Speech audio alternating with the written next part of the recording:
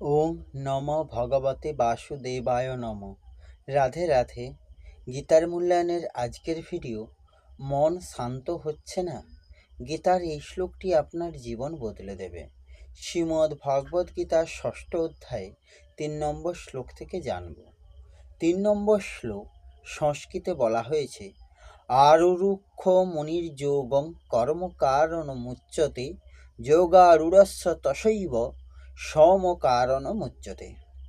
এর অনুবাদ, অষ্টাঙ্গযোগ অনুষ্ঠানে যারা নবীন তাদের জন্য বলা হয় কর্ম অনুষ্ঠান করাই উৎকৃষ্ট সাধন, আর যারা ইতিমধ্যেই যোগারূঢ় হয়েছেন তাদের জন্য বলা হয় সমস্ত কর্ম থেকে নিবৃত্তিই উৎকৃষ্ট সাধন।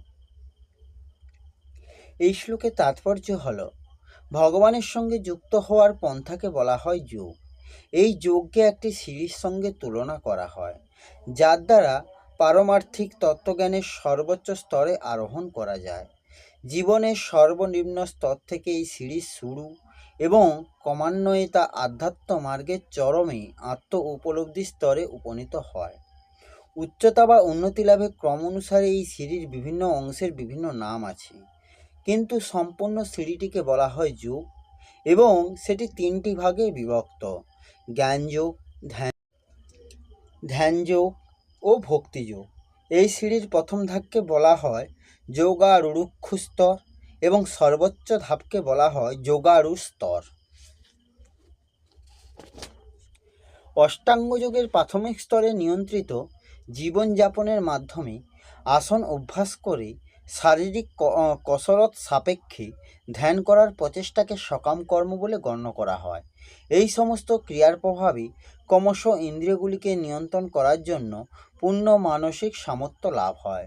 ধ্যানাভাসের সিদ্ধি লাভ হলে উদ্বেগ সৃষ্টিকারী সব রকম মানসিক ক্রিয়াগুলি সম্পূর্ণভাবে পরিত্যাগ করা যায়।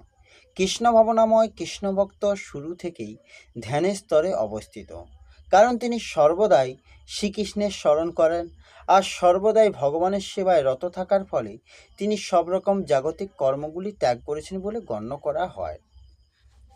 এই শ্লোকের অপর একটি অনুবাদ হল, যোগে আরূঢ় হতে ইচ্ছুক এরূপ মননশীল যোগীর পক্ষে কর্তব্য কর্ম করাই হলো কারণ, এবং সেই যোগারূঢ় মানুষের শান্তিই হচ্ছে পরমাত্মা প্রাপ্তির কারণ। এই শ্লোকের ব্যাখ্যা হল, আরুরুক্ষ মুনির যোগং কর্ম কারণ মুচ্যতে, অর্থাৎ যোগারূঢ় হতে ইচ্ছুক এরূপ মননশীল যোগীর যোগারূঢ় হওয়ার উদ্দেশ্যে নিষ্কামভাবে কর্তব্য কর্ম করাই হচ্ছে কারণ। তাৎপর্য হলো এই যে, কর্মের বেগ প্রশমন করার জন্য প্রাপ্ত কর্তব্য কর্ম করাই হচ্ছে কারণ।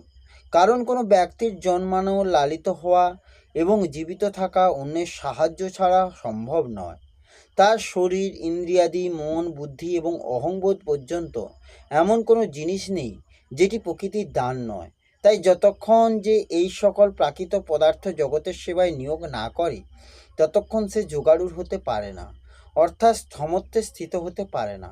কারণ প্রাকৃত বস্তু মাত্রেরই জগতের সঙ্গে ঐক্য আছে, নিজের সঙ্গে কোনো ঐক্য নেই। প্রাকৃত পদার্থের যে নিজস্ব ভাব দেখা যায়, তার অর্থ হলো এই যে আমাদের সেগুলি শুধু অপরের হিতে নিয়োগ করার দায়িত্ব রয়েছে। সুতরাং ওইসব পদার্থ অপরের সেবায় নিয়োগ করার ইচ্ছা জাগলে সমস্ত ক্রিয়া প্রবাহ জগন্মুখী হয় এবং তিনি স্বয়ং যোগারূঢ় হন।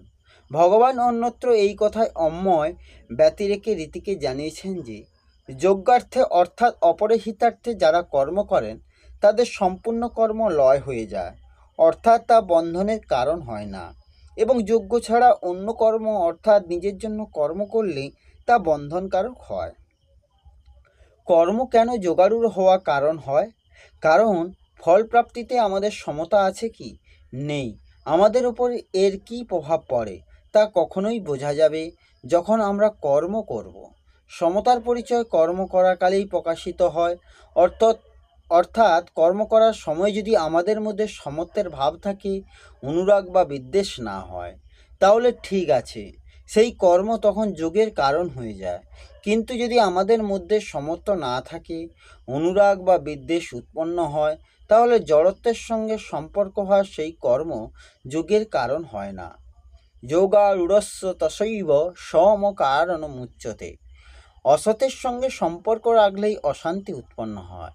এর কারণ হলো এই যে অসৎ পদার্থের সঙ্গে স্বয়ংয়ের সম্বন্ধ একবারের জন্য হতে পারে না বা থাকতেও পারে না, কারণ স্বয়ং সর্বদা বিরাজমান এবং শরীরাদি পদার্থ মাত্রই প্রতি মুহূর্তে লয়ের দিকে যাচ্ছে, প্রতি মুহূর্তে বিনাশের দিকে অগ্রসর হতে চলছে।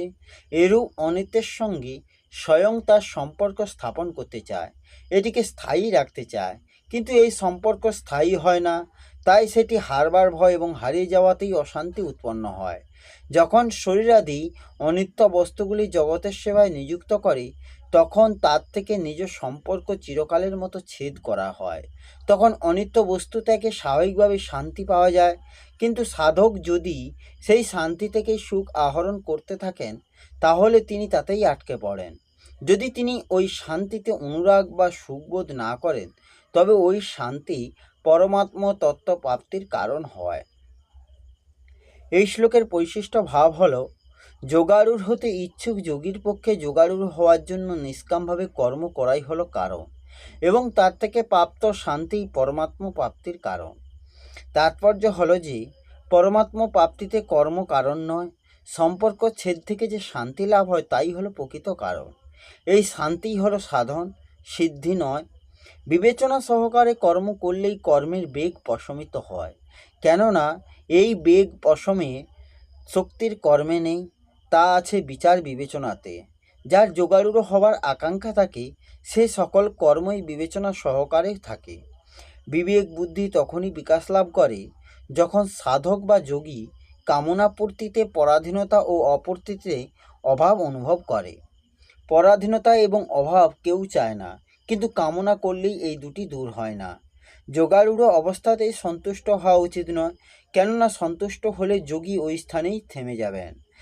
তাতে পরমাত্ম প্রাপ্তিতে অনেক সময় লেগে যায়।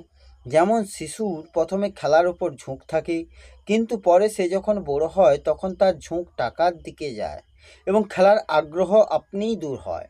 তেমনি যতক্ষণ পরমাত্ম প্রাপ্তি অনুভব না হয় ততক্ষণ ওই শান্তিতে আগ্রহ থাকে, অর্থাৎ শান্তিকেই অতি উত্তম বলে মনে হয়। কিন্তু যদি এই শান্তি উপভোগ না করে তা থেকে বিরত থাকা যায়, তাহলে সেই আগ্রহই আপনিই দূর হয়ে শীঘ্রই পরমাত্ম প্রাপ্তি অনুভব হয়। যোগারূঢ় হওয়াতে কর্ম করাই হলো কারণ, অর্থাৎ নিঃস্বার্থভাবে অপরের হিতার্থে কর্ম করতে করতে যখন সব কিছুরই বিয়োগ হয়, তখনই সাধক যোগারূঢ় হন। কর্মের সমাপ্তি আর যোগ নিত্যস্থায়ী হয়। কর্মী কর্ম করে আর কর্মযোগীও কর্ম করে, কিন্তু এদের দুজনের উদ্দেশ্য মস্ত বড় পার্থক্য থাকে। একজন আসক্তি পূরণের উদ্দেশ্যে অথবা কামনা পূর্তির জন্য কর্ম করে, আর অপরজন আসক্তি ত্যাগ করার জন্য কর্ম করে। ভোগী কর্ম করে নিজের জন্য, আর কর্মযোগী করে অপরের জন্য। সুতরাং কর্ম এক প্রকার হলেও যে আসক্তি ত্যাগ করে অন্যের উদ্দেশ্যে কর্ম করে, সে যোগী অর্থাৎ যোগারূঢ় হয়। কর্ম দ্বারাই যোগীকে চেনা যায়, নচেৎ বিদ্যা নারী পতিব্রতা। এই স্থানে যাকে সম বা শান্তি নামে অভিহিত করা হয়েছে, দ্বিতীয় অধ্যায়ে 64তম শ্লোকে তাকে প্রসাদ অর্থাৎ অন্তরে প্রসন্নতা বলা হয়েছে। এই শান্তিকে উপভোগ না করলে নির্বাণ পরমা শান্তি লাভ হয়। ত্যাগের দ্বারা শান্তি লাভ করা যায়। শান্তি উপভোগ না করলে অখণ্ড রস তত্ত্বজ্ঞান প্রাপ্তি হয়। আবার ওই অখণ্ড রসেও সন্তুষ্ট না হলে অন্তরস পরম প্রেম লাভ হয়। এই হল শ্রীমদ্ ভগবদ্গীতার 6ষ্ঠ অধ্যায়ে ধ্যানযোগের 3 নম্বর শ্লোকের অনুবাদ সহ ব্যাখ্যা। আসব পরের ভিডিওতে। রাধে রাধে। জয় শ্রীকৃষ্ণ। জয় গীতা।